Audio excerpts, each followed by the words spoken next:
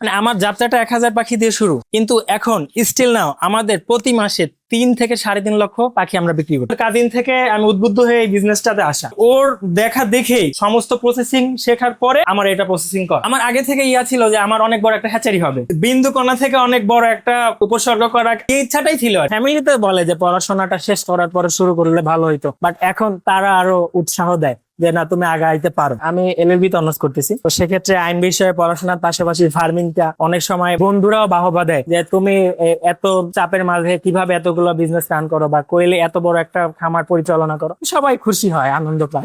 আমার ফার্মিংটা শুরু college life থেকে। আমি কলেজটা শেষ করার সাথে সাথে ফার্মিং এ ঢুকে পড়ি, ওই থেকেই আমার শুরু, এই দিকেই অগ্রসর হই। বাট পড়ালেখার মাঝামাঝি এত তাড়াতাড়ি কখনো এটা মানে চিন্তার মধ্যে ছিল না। তো শখ থেকে এখন বাণিজ্যিক। আমরা যদি চাই যে আমরা প্রতিদিন 20 থেকে 30 হাজার বাচ্চা বিক্রি করব, আমাদের সেই অবস্থানটা আছে। কোয়েলের চাহিদা, কোয়েলের ডিম উৎপাদন, মাংস বাজারজাতকরণ, এভরি মানে কোয়েলের